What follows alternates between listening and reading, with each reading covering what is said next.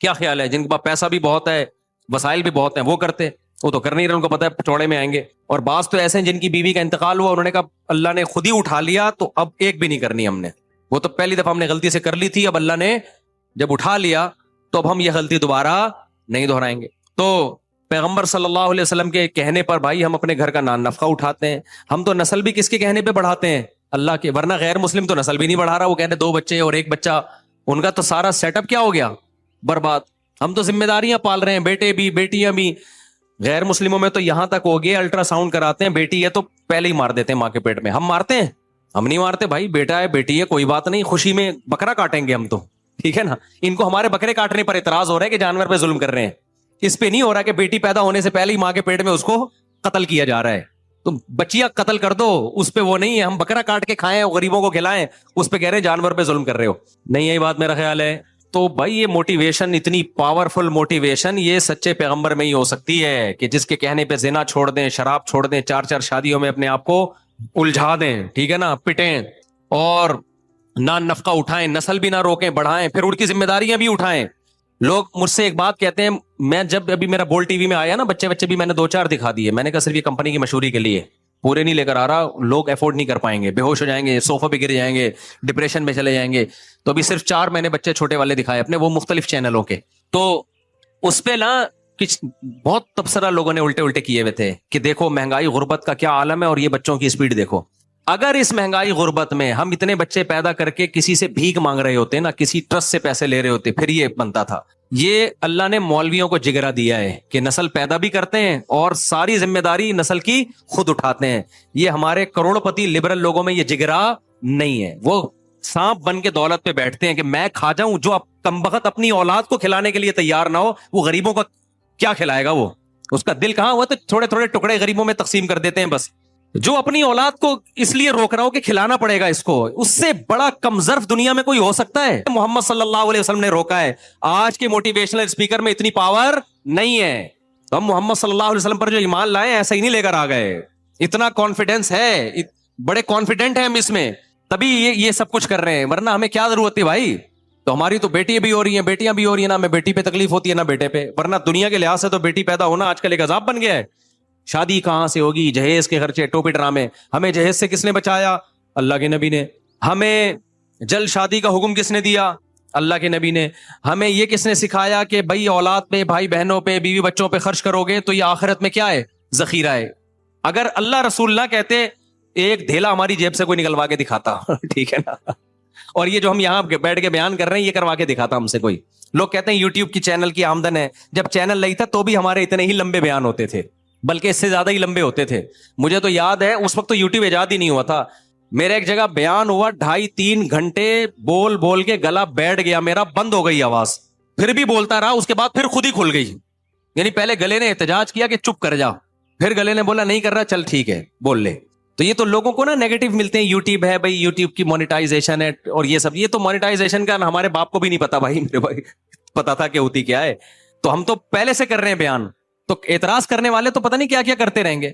تو لیکن یہ ساری موٹیویشن ہمیں کہاں سے مل رہی ہے میرے بھائی؟ یہ تو محمد صلی اللہ علیہ وسلم نے 1400 سال پہلے ہمیں کہا تھا.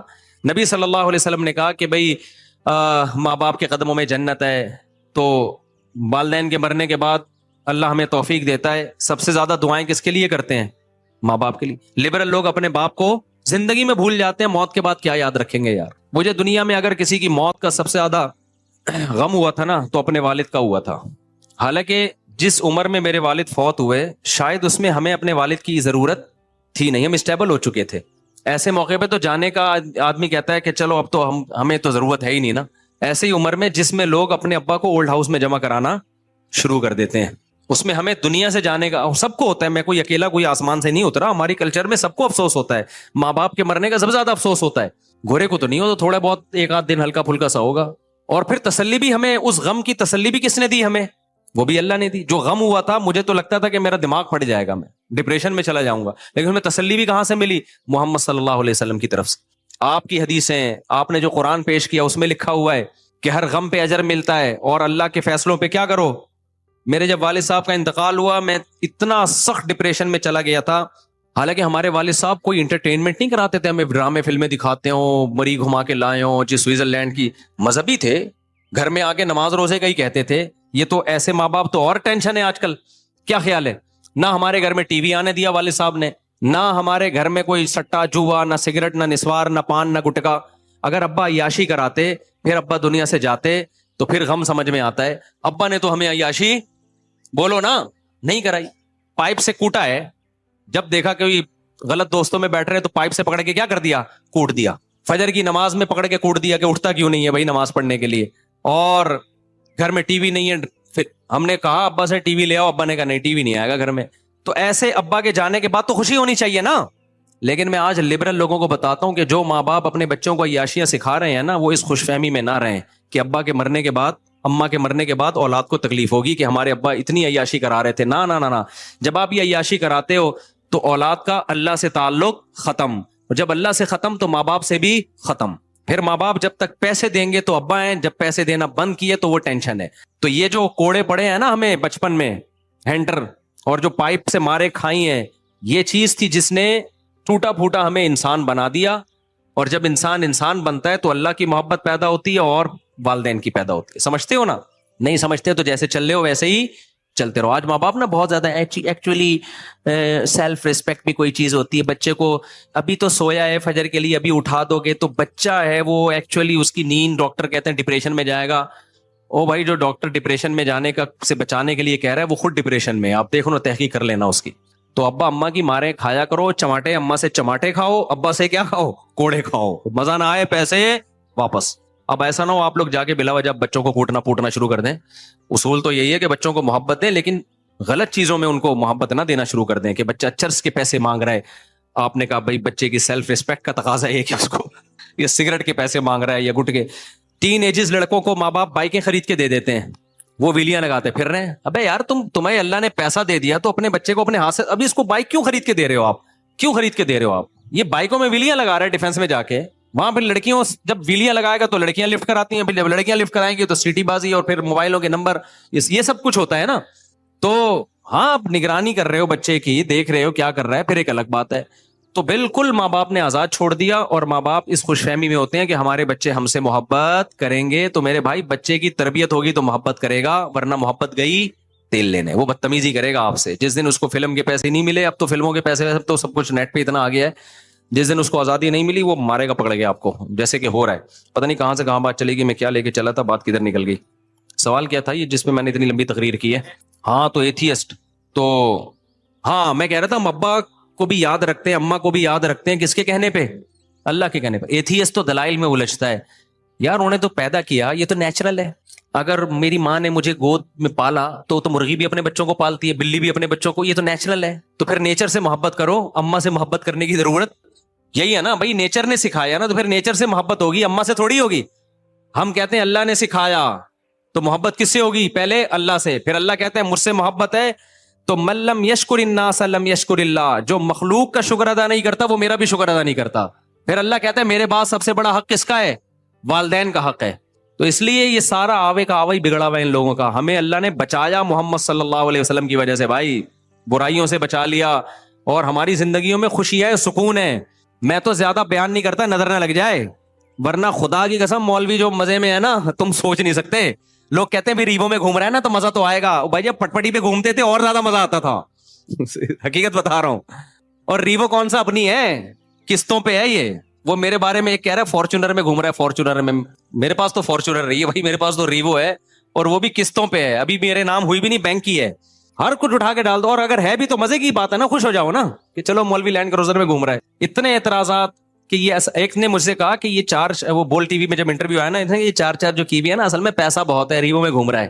میرے بھائی ہم نے جب کی تھی نا 3-4 جو بھی میں شادیوں کی باتیں کرتا ہوں، اتنے بچے جب کی تھی تو یہ ہمارے پاس ایک ایف ایکس بھی نہیں تھی اس وقت.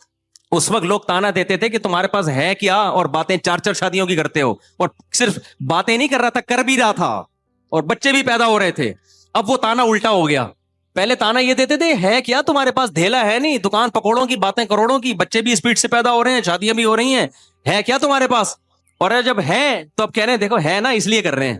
تو تمہارے بھائی تمہاری قسمت میں پتہ نہیں کیا لکھا ہوا ہے، تم کر لو یار، خوش ہو جاؤ. تو اللہ کا شکر ہے اللہ نے مولویوں کو کیا بنایا ہے؟ خوش بنایا ہے. مولوی کو لوگ تانے بہت دیتے ہیں مولوی ایسے, لیکن خدا کی قسم جو خوشی مولویوں کی میں نے دیکھی ہے نا لائف, کوئی ٹینشن ہی نہیں ہوتی ان کو. اور پھر جو ایک نمبر مولوی ان کو آخرت کی ٹینشن تو ہوتی ہے. ہم جیسے نالائقوں کو تو جتنی آخرت کی ہونی چاہیے ہم تو کوشش کر رہے ہیں اللہ پیدا کر دیں, تو شاید اسی سے تھوڑے کمزور ہو جائیں, لیکن ہمیں تو دنیا کی فکر تو گئی, کیونکہ اللہ پہ ہم نے ٹوٹا پھوٹا توکل کیا. اللہ نے رزق کے دروازے بھی کھول دیے, بچوں کے خرچے بھی ہو رہے ہیں, شادیاں بھی ہو رہی ہیں. جب بالکل 1 روپیہ نہیں تھا اس وقت کر رہے تھے ہم, یہ سارے خرچے اللہ پورے کر رہا تھا. تو اس سے آدمی کا اللہ پہ اعتماد ایسا آ جاتا ہے, کہتے ہیں یار اللہ میاں تو ہمیں تو کوئی ضرورت ہی نہیں ہے ادھر ادھر منہ مارنے کی, تو اللہ میاں ماشاء اللہ سارے ہی کام کر رہا ہے. تو یہ تو ہم جیسے نالائقوں کے ساتھ جب اللہ کا معاملہ ہے, تو جو 1 نمبر جو صحیح پرہیزگار ہوتے ہیں وہ تو پھر پتہ نہیں آسمان کی کن بلندیوں پہ ہوتے ہیں. تو اس لیے بھائی تم تھوڑے سے نا اللہ پہ توکل پیدا کر لو بس, تو دیکھو مزہ نہ آئے پیسے واپس. سمجھتا ہے کہ نہیں سمجھتا ہے؟ تو اس لیے میرے بھائی اصل یہ نہیں ہے پراپرٹی ہے یا نہیں ہے, ان دیواروں اینٹوں سے دل نہ لگاؤ, دل نہ لگاؤ. پھر بھائی آپ قارون کے خزانے رکھو اپنے پاس. ہمارے ساتھ مسئلہ یہ ہے کہ ابھی ایک شخص نے بے روزگاری میں خودکشی کی ہے, حالانکہ میں نے جو زندگی گزاری ہے نا, میں سمجھتا ہوں اس کے پاس پیسہ مجھ سے زیادہ تھا, اور ذمہ داریاں 0, لائبلٹیز آپ کی 0 ہوں اور سورس آف انکم آپ کی زیادہ ہو, اس کے بعد بھی آپ خودکشی کر رہے ہو. اس کا مطلب یہ آپ کے دماغ کا فالٹ ہے. آج لوگ یہی کر رہے ہیں, وہ بی سے بغیرت وغیرہ نے تو یہ لوگوں کو اسی چکر میں ڈال دیا. تو اس لیے میرے بھائی خوش رہنا چاہتے ہو نا, موج مستی والی زندگی چاہتے ہو, اللہ پہ اعتماد اور توکل کرو. میں نہیں کہہ رہا میرا پورا توکل ہے, اللہ مجھے بھی توفیق دیتے. ہم تو نالائق ہو کے اتنے خوش ہیں, لائق ہوتے تو پتہ نہیں کیا ہوتا بھائی. تو تھوڑے اللہ پہ اعتماد پر بچوں کی سپیڈ بڑھا دو بس, اسی سے پتہ چل جائے گا آپ کا اللہ پہ اعتماد کتنا ہے. میں جو اتنی سپیڈ کا کہتا ہوں نا, اس کا اصل مقصد صرف سپیڈ نہیں ہوتا, اس کا ایک بڑا مقصد ہوتا ہے آپ کا توکل چیک کرنا. کیونکہ آج کل لوگ آمدن کی وجہ سے نسل روکتے ہیں, یار ان کو کھلائیں گے کہاں سے, پلائیں گے, یہیں سے آپ کا توکل کیا ہو جاتا ہے, ایسی کی تیسی. دیکھ رہے ہو بچہ پیدا ہوتا ہی ماں کی چھاتیوں میں دودھ آتا ہے, اللہ اس کو کھلا رہا ہے, اللہ انتظام کر رہا ہے, اس کے بعد کہنا کہ یار خرچے کہاں سے پورے ہوں گے. اس کا مطلب یار یہ نماز روزے کے نام پہ نا جھوٹ بولنا چھوڑ دو آپ, کہ میں اللہ کو مانتا ہوں, یا آپ نہیں مانتے اللہ کو. جو اللہ کو مانتا ہے اس کا یہ اسٹائل نہیں ہوتا. اس لیے میں اس پہ اتنا زور لگاتا ہوں کہ جو اللہ کو مانتا ہے وہ یہ اسٹائل ہوتا ہی نہیں اس کا. ایسے ماننا نہ ماننا کیا ہے, تو ایسا تو غیر مسلم بھی, ہندو بھی مانتا ہے میں بھگوان کو مانتا ہوں, عیسائی بھی مانتا ہے, تو وہ بھی 2 بچے, آپ کے بھی 2 بچے. تو میں اثر میں ہوتا ہوں بیٹا. کیا نام ہے آپ کا؟ اب دیکھو یہ بچہ ماشاءاللہ, یہ جن کے ابا کا ہے, کون ہے ان کے ابا, کون ہے بھائی دوست ان کا. اب اس کا پیدا ہونا غلط ہے, کتنا کیوٹ بچہ ہے ماشاءاللہ, ماں باپ گھر میں دیکھ کے خوش ہوتے ہوں گے نا اس کو. اب کوئی فیملی پلاننگ والے کہیں اس کے پیدا ہونے کی وجہ سے مہنگائی بڑھی ہے, نسل بڑھنے سے مہنگائی بڑھتی ہے, اس کا مطلب اس کی وجہ سے بھی بڑی ہوگی نا مہنگائی. اس کے ماں باپ کہیں گے مہنگائی رہی تیل لینے یہی کہیں گے نا بھائی. مہنگائی بڑھنے سے ہمیں جو ڈپریشن ہوتی ہے نا, وہ اس بچے کو, ماں باپ اپنے بچے کو دیکھیں گے تو ڈپریشن کیا ہوتی ہے, ختم ہوتی ہے. میں بھی جب جاتا ہوں نا, ڈیزل مہنگا, پیٹرول مہنگا, تو میں گھر میں آ کے بچوں کو دیکھتا ہوں تو وہ ٹینشن کیا ہوتی ہے, ختم ہوتی ہے. تو بھائی ہمیں تو ٹینشن ختم کرنی ہے, سیدھی سی بات ہے, تو بچوں سے ہی ختم ہوتی ہے. تو یہ ہم سب کے فیملی پلاننگ والے کہتے ہیں نا نسل بڑھنے سے مہنگائی بڑھتی ہے, اس کا مطلب میرے پیدا ہونے سے بھی مہنگائی بڑھی تھی, یعنی میرا پیدا ہونا بھی کیا تھا, غلط. ان کا پیدا ہونا بھی غلط, ہم سب غلط پیدا ہوئے ہیں. نہیں پیدا, جتنے کم پیدا ہوتے اتنی انسانیت عیاشی کرتی. یہ ٹوٹلی A to Z بالکل فضول قسم کی بات ہے, جو مضحکہ خیز بات.